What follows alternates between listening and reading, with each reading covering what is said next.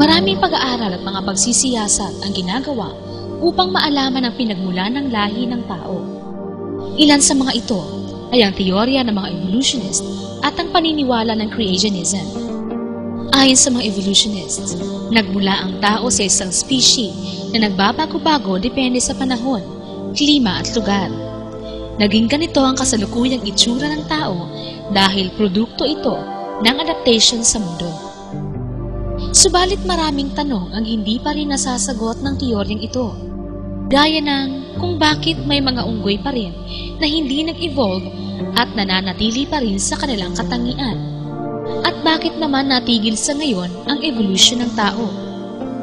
Samantalang sa mga creationist o mga scientist na tutol sa teorya ng evolution, ay naninindigan na may creator o lumikha ng lahat ng bagay na nabubuhay. Sa banal na kasulatan, makikitang maliwanag na may Diyos na lumalang sa tao, gaya ng mababasa sa Henesis Kapitulo 1, talatang 27. At nilalang ng Diyos ang tao ayon sa kanyang sariling larawan. Ayon sa larawan ng Diyos, siya nilalang. Nilalang niya sila na lalaki at babae. May paliwanag din na mababasa sa Biblia patungkol sa pinanggalingan ng lahi ng tao at ito ay nakasulat sa aklat ng Henesis Kapitulo 3, talatang 20. At tinawag na Eva ng lalaki ang kanyang asawa sapagkat siya ang naging ina ng lahat ng mga nabubuhay. Ang pahayag na ito ay sinusuportahan ng pag-aaral ng mga scientist sa ating panahon. Nadiskubre ng mga scientist na ang lahat ng tao ay mayroong DNA o deoxyribonucleic acid na makikita sa buhok, balat, kuko at sa iba pang parte ng katawan na matutuklasan sa pamamagitan ng microscope. Naglalaman ito ng mga code information tungkol sa pisikal na katangian ng tao, kung siya ba ay kulot o tuwid ang buhok, pango o matangos ang ilong.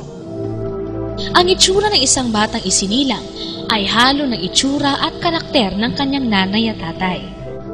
Sa pagsasali ng lahi, may natuklasan ng mga scientists na hindi nagbabago sa tao. Ito ang mitochondrial DNA o ang sariling DNA ng mitochondria na nasa cell. Ang mitochondria ay parte ng cell ng tao na nagpaprocess ng kinain ng tao para magamit niyang lakas, kaya tinatawag itong powerhouse of the cell. Dagdag pa rito, ang mitochondrial DNA ay maaari lamang isali ng ina at hindi ng ama. Naipapasa ang kopya ng mitochondrial DNA mula sa nanay hanggang sa anak na babae at sa mga susunod pang lahi.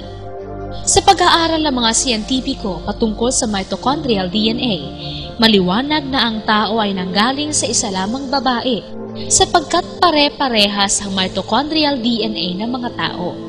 Ito mga ebidensya na ang lahat ng tao sa mundo ay nagmula lamang sa isang bahay bata ng babae, gaya ng nakasulat sa Job Kapitulo 31, talatang 15. Hindi pa siyang lumalang sa akin sa bahay bata ang lumalang sa kanya, at hindi ba iisa ang humugi sa atin sa bahay bata?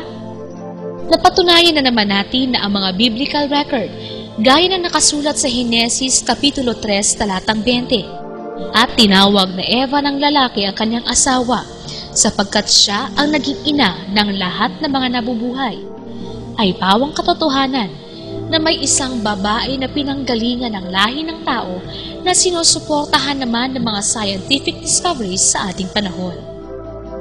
Ilan lamang sa mga batayan na talagang totoo ang mga paliwanag mula sa banal na kasulatan.